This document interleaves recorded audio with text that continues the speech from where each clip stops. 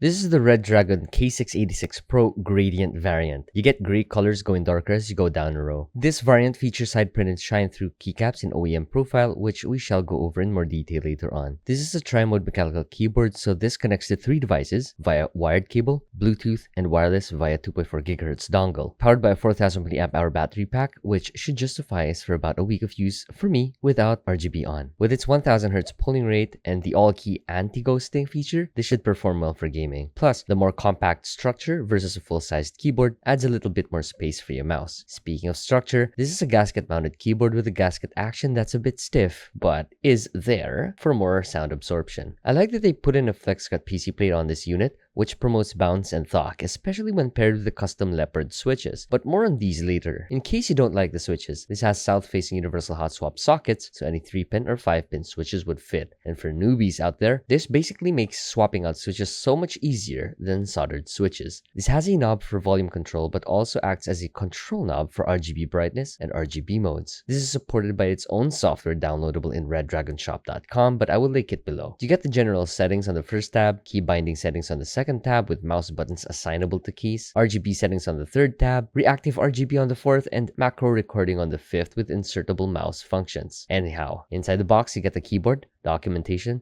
cable, key puller combo, and 4 extra leopard switches. The cable is the generic black coated cable with a right angled USB-C tip. I wish a PT dust cover was included for dust protection, but that's fine. Now onto the keyboard's build. This is completely made of plastic but comes with an aluminum knob. The knob has grips to it for better handling, and every twist has a tactile feedback for better control. And back to the keyboard. By the left side you will find the layout switch and the connectivity switch along with the USB-C input. On the right side is the dongle port, so you don't lose your dongle while not in use. This weighs nearly 900 grams, so it is standard to me. Enough to not have it move around your desk. Speaking of moving around your table, you get rubber padding underneath along with a pair of 2-level kick-up feet for typing angles. Also underneath, you will find the screws holding this keyboard down. Take those out and the knob out, you can get into the internals of the keyboard. Speaking of internals, this has 5 damping layers inside, including a 3.5mm Poron foam, IXP switch pad, PT anti-static film, PCB foam, and silicone bottom pad. The silicone bottom padding is really good for maximum sound absorption, and overall, the build quality has been upgraded since the last time I reviewed the Redragon Eisa. Keycaps here are double-shot shine-through PBT plastic in OEM profile. Cherry would have been good, but the taller OEM profile tends to have better visual performance when paired with side-printed keycaps. Therefore, the OEM keycaps we have here was a good implementation. The stabilizers are a bit loose and wobbles on the PC plate, so I suggest that Redragon find a better fitted stabilizer set for their keyboards. Regardless of stab fitment, these are pre-lubricated, which should help with rattling. Speaking of rattles, it isn't bothersome to me so far, and applying cloth tape between the contact points of the stab and the PC plate should do the trick. Moving on, the Leopard L switches we have here sound really thocky on the keyboard. These are pre-lubricated so they feel extra smooth. Stem wobbling isn't too much compared to other switches, and this gives a really stable typing sound and feel. They have 45-gram springs within, so they should do just fine for gaming and typing. Here's a quick sound test.